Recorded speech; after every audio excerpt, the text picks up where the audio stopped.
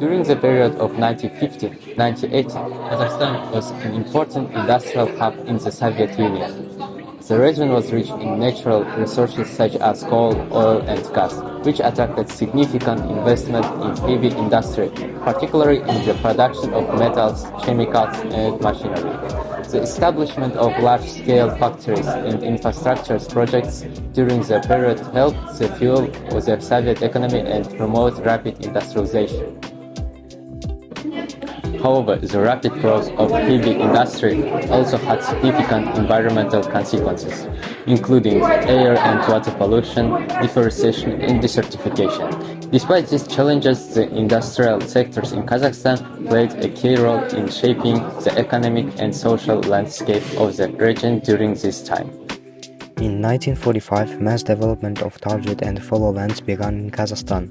In 2 years, 18 million hectares of virgin land were plowed up, which covers 60% of the total area of newly developed land in the country. In 1958, the sown area of the Republic was protected by 28.6 million people, of which 23.2 million are under grain crops.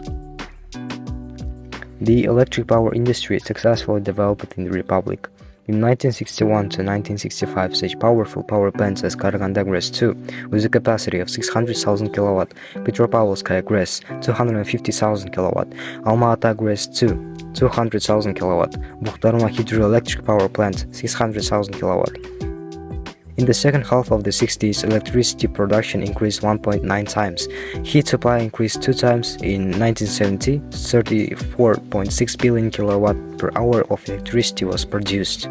There was a significant increase in the weight of Kazakhstan in the national economy of USSR in the extraction of coal, iron ore, steel smelting and rolling of ferrous metals.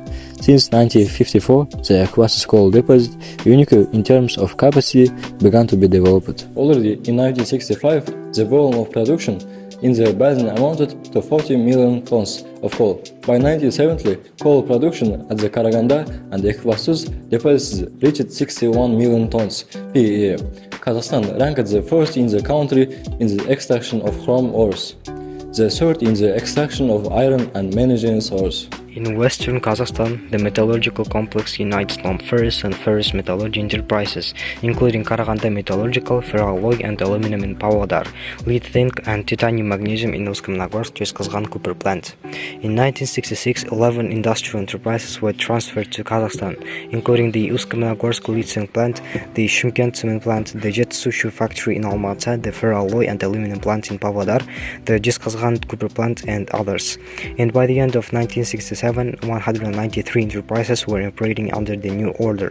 By 1970, more than 80% of the local employees were working according to the new plan. The work of enterprises, construction and transport derived. The main problem was environmental pollution. According to the estimates of the Global Observation Institute in USA, the excess of arable land pollution in the target regions of Kazakhstan has exceeded billions of tons. In the very first years of development of the virgin lands, as a result of unprecedented plowing on light soils of the Pavlodar region, dust storms spread, and in the early 60s, blast processes covered the lands of the entire virgin region. True, in the future, soil protective systems of the agriculture were developed, in particular non-moldboard tillage. However, environmentalists note that even gentle tillage systems do not solve the problem. They only soften, but do not leave the environment still. Despite this contradiction, the industrialization of Soviet Kazakhstan had a lasting impact on the region.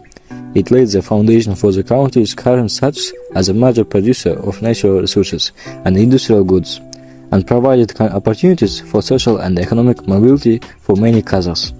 However, it is important to acknowledge the negative consequences of this period of development and work to address the issues in the present day.